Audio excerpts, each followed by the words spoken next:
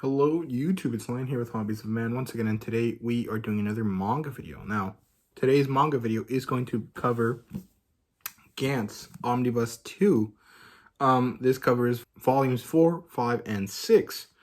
And it's around, I don't know, 50 chapters of manga, I'd say. Let me actually double check that. No, it's only 35 volumes. 35 chapters of manga, sorry. So, this is written by Hiroya Oku. If you want to watch the review for Volume 1, it's up there in the card if you are interested in that. It's published by Dark Horse, as you guys can see right there. It's a 3-in-1 edition. They do sell singles, but all the singles are tremendously out of print, and they're very, very expensive. The demographic is seinen, and this is definitely a very adult-oriented story. I would not recommend it for anyone, younger than 18, I guess.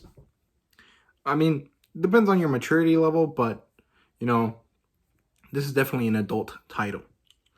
And the genre is science fiction. You could almost say military sci-fi, since it's so focused on, guns and power suits and aliens and fighting them.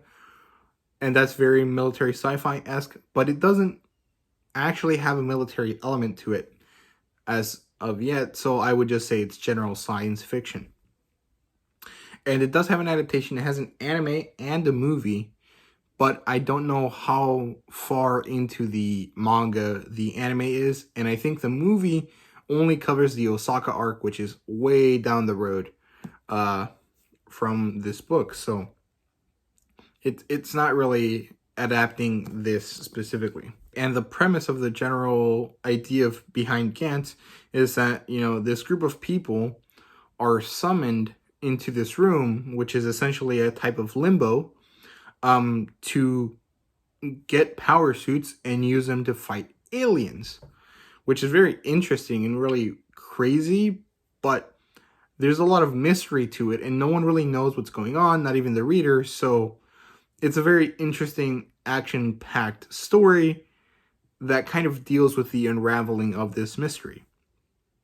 And in this volume specifically, Kei, Kishimoto, and Kato, which are these 3 characters, and a load of new people are sent on 2 different missions. So, the plotline here is rather good. It's immensely fast-paced. You really read this immensely quickly, mostly because dialogue is rather minimal in the series. It's not so minimal that you're only looking at pictures, but it is less than other series.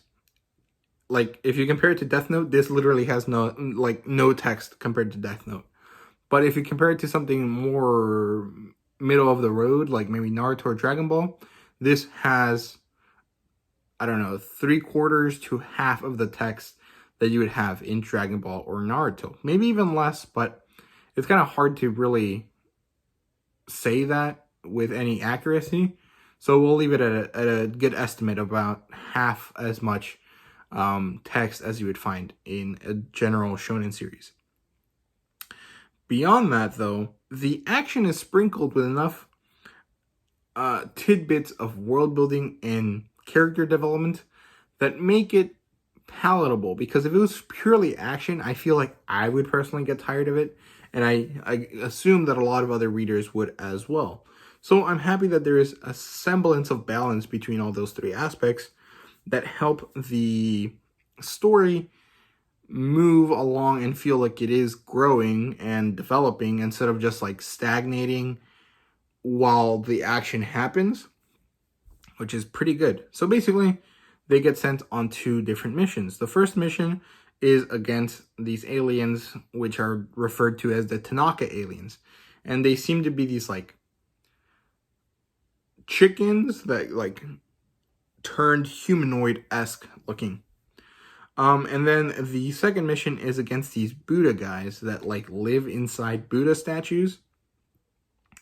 And yeah, Kei gets a lot of, well, not a lot, but Kei gets some development. The male Kei, the male character, this one, let me show you.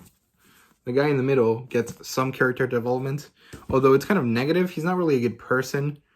He's not necessarily bad, but he's not hero material, if that makes sense.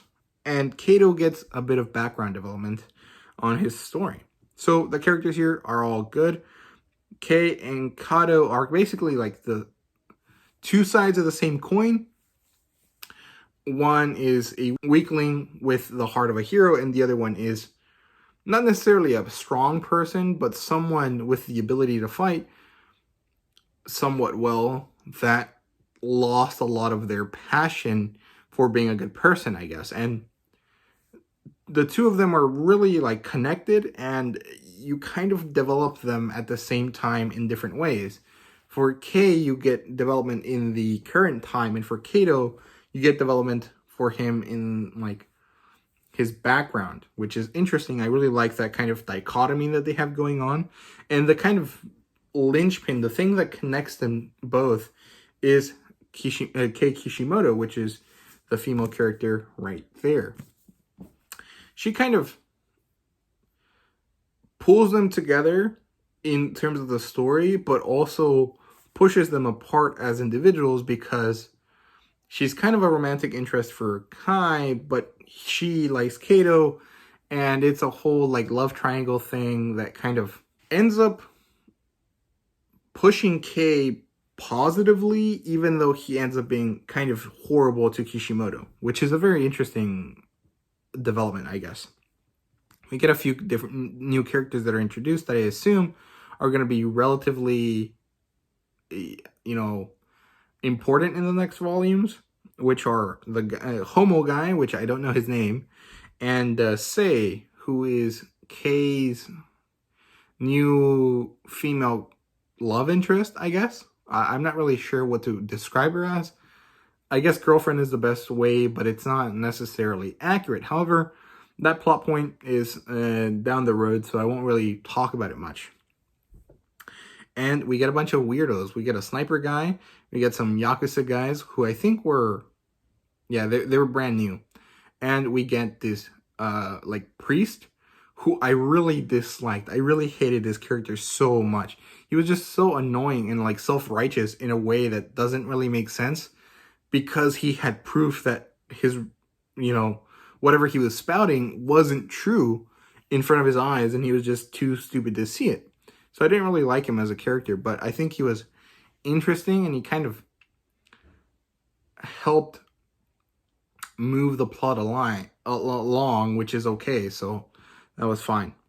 Now, the world building here, it introduces the idea of points for the Gantz ball, which is really cool, and develops the mystery a bit more because, it tells you that there's points, but it doesn't tell you what the points are for, and so the whole time Kato, Kai, and Kishimoto are trying to figure out what it means and how it works. It also has this interesting kind of situation where a character dies, and it introduces the idea that maybe your time is limited, even if you are good at what you do according to Gantz. So it's very interesting, and it has a lot of mystery, and I really wish that it would unravel faster, but it's balanced enough with the fast-paced action that you don't really mind that it doesn't develop all that much. So it's interesting. It works well. But yeah, the art here is interesting. Again, it's very amazing at some points, and then sometimes it just looks like garbage, and I have no clue how that happens, because it's not like it has a certain standard where like, okay, this is as bad as it gets, and it doesn't get worse than that, but it like dips down in quality relatively often, and so it's kind of confusing, and I don't understand why it is. I think it's because of the modeling like idea that they use, where so basically Hiroya Oku says in the author's note of volume 1 or Omnibus 1 that they use 3D modeling software to create the characters, and then they trace them in order to create the art, and that's why it looks the way it does. So I assume that the quality dips that we see in the art sometimes are due to the fact that although it was traced from 3D, it didn't get the shading necessary to make it appear 3D, and so it looks kind of bad. But I really don't know. I'm not an artist, and I don't have enough knowledge about art to really tell you if that was the reason for it. But I think that's what it is, and that's the best thing that I could come up with. So yeah, fan service wise, there's a bunch. This is not for kids. This is very definitely an adult manga. All the chapter pages have not necessarily full frontal nudity, but definitely very racy content.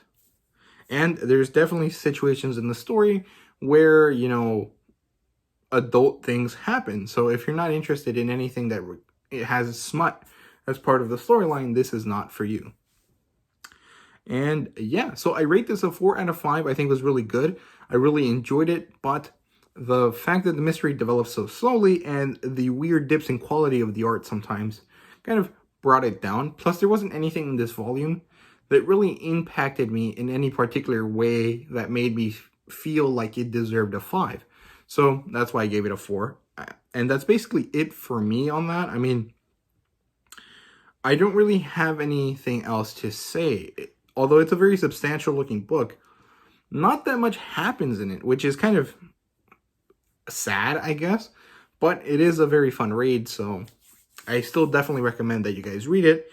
And as far as similar title goes, I think the only other title that I can think of that would be anything similar to this would probably be other stuff by Hiroya Oku, like Gantz, or maybe Raw Hero, but I haven't read either of those series, so I'm not really sure. There's also other series that you could probably think of, like Blam or Blame and Terraformars. They kind of have that same vibe as Gantz, but I'm not really sure because I haven't read those either. So yeah, that's it for me. I hope you guys enjoyed. If you did, please leave a like, subscribe, and comment that below. Let me know what you thought. If anyone knows why the art has those weird dips in quality, please let me know. I would really appreciate it, and I would be really interested in knowing why that is. Anyways, thank you guys very much for watching. Hope you guys enjoyed, and see you guys later.